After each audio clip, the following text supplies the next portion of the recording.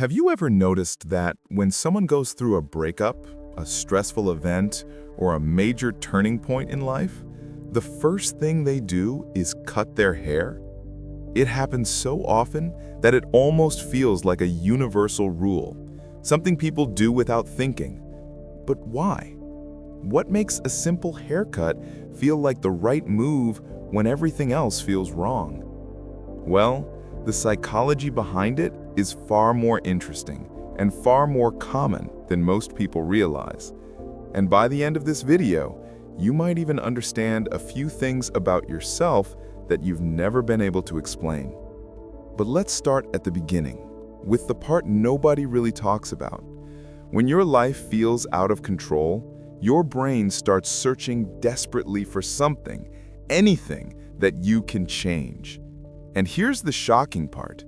Research in behavioral psychology shows that during emotional distress, people tend to reach for visible, immediate transformations because they create a sense of relief faster than logical solutions ever could. But cutting your hair isn't just a new look. It's a message your mind is trying to send, and most people don't even know what that message is. Let's unravel it.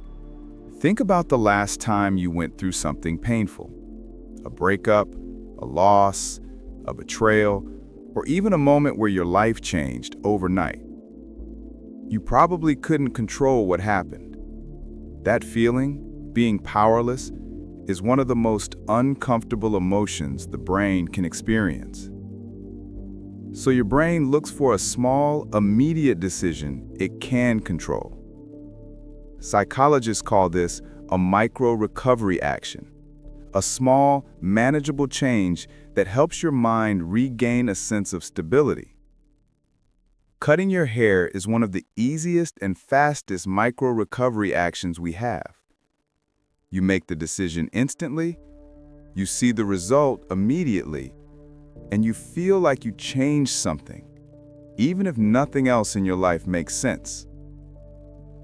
It's not about looking better, it's about feeling in control again.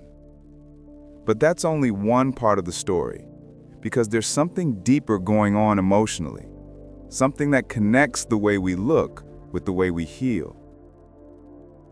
Here's where things get interesting. Your hair is part of your identity.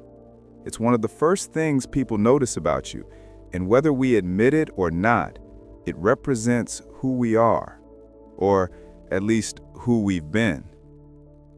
So when you hit a breaking point, your old identity suddenly feels too heavy, too connected to the life you're trying to escape.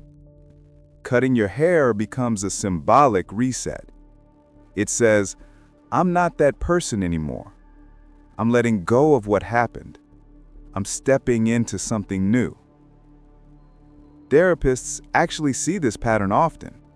People in transition, after trauma, big decisions, or sudden realizations, crave symbolic rituals.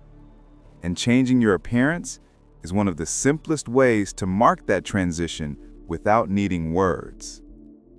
But there's still one more layer, one that explains why this behavior isn't just symbolic, it's biological. Here's the part most people don't know.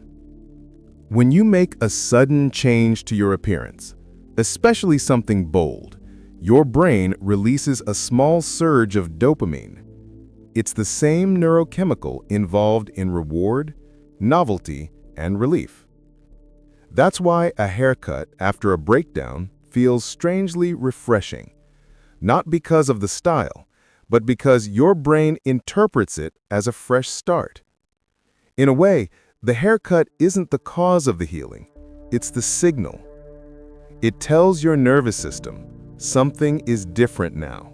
We're not stuck anymore. We're moving forward.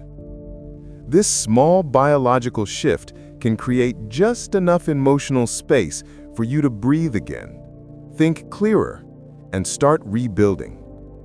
It doesn't solve the deeper issue, but it gives you a moment of relief. And sometimes that moment is enough to begin. So if you've ever cut your hair during a hard time or watched someone else do it, Now you know why. It's not random. It's not dramatic.